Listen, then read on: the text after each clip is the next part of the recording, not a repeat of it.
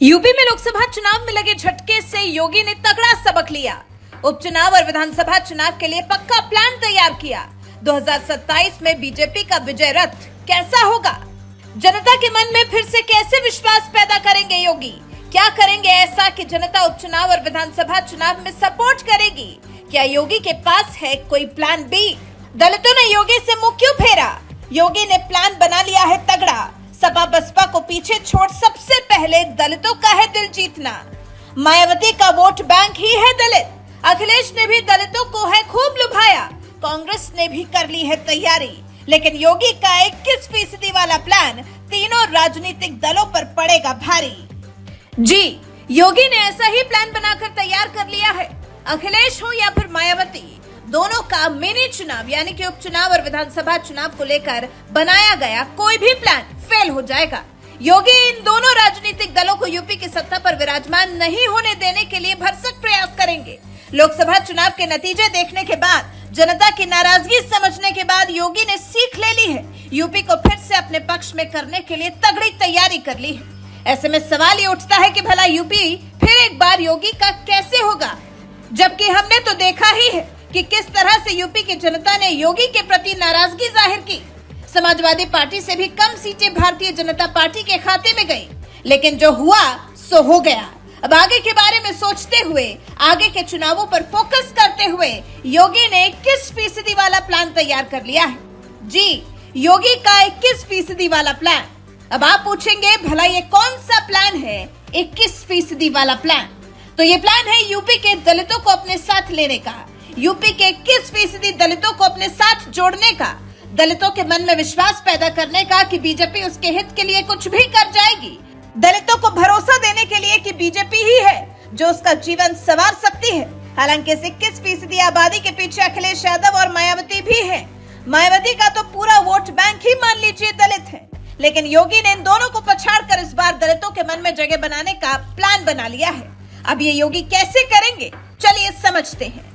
दलित बस्तियों के कायाकल्प का योगी ने बनाया प्लान। प्रदेश के हर नगर निगम से एक दलित बस्ती को चुना जाएगा। दलित बस्ती में आवासीय परिसर के साथ साथ स्कूल, मार्केट और पार्क का निर्माण होगा। दलितों के जीवन स्तर को सुधारने के लिए योगी सरकार की तरफ से हर मुमकिन कोशिश होगी।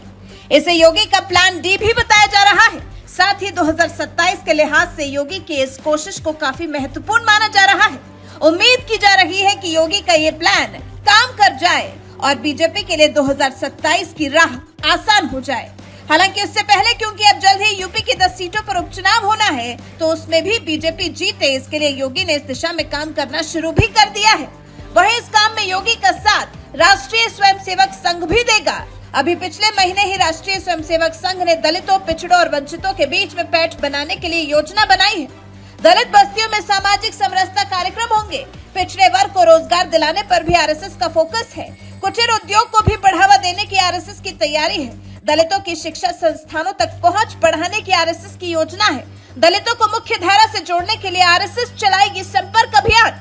वहीं बीजेपी, आरएसएस और समाजवादी पार्टी और मायावती से अलग लोकसभा चुनाव में जनता से अच्छा रिस्पांस पाने वाली कांग्रेस भी इस दिशा में आगे बढ़ रही है। कांग्रेस ने भी अपना दलित प्लान तैयार कर लिया है। वंचित सम्मेलन का आयोजन होगा। संगठन में दलित समाज की भागीदारी बढ़ाई जाएगी। हर विधानसभा से 1000 दलितों को कांग्रेस से जोड़ा जाएगा। हर 15 दिन में दलित चौपाल लगाएगी कांग्रेस। तो ये है उस कांग्रेस का प्लान जिसने साल 2022 के विधानसभा चुनाव में 403 में से मात्र 2 सीटों पर जीत हासिल की थी। लेकिन क्योंकि लोकसभा चुनाव में परफॉर्मेंस अच्छी रही है, तो कांग्रेस को भी जैसे बल मिल गया है। कांग्रेस को भी लगने लगा है कि आगे आने वाले विधानसभा चुनाव में वो भी कुछ कमाल दिखा सकती है। वहीं समाजवादी पार्टी के मुखिया अखिलेश यादव तो अपने पीडीएफ फॉर्मूले पर ही कायम रहने वाले हैं। चलिए समझते हैं क्या है अखिलेश का पीडीएफ फॉर्मूला। गांव-गांव में पीडीएफ पंचायत लगाएगी समाजवादी पार्टी। पासी समाज पर ज्यादा फोकस करेगी अखिलेश की पार्टी। और फिर अखिलेश जिस तरह से अयोध्या से सांसद अवधेश सिंह को अपने साथ लिए घूम रहे हैं, उससे साफ है कि अखिलेश अभी पिछड़े समाज के लोगों को अपने साथ ही जोड़कर रखने के बारे में सोच रहे हैं। वो आम चुनाव में जितना कुछ भी मिला है, उससे खुद को छिटकने नहीं देना चाहते हैं।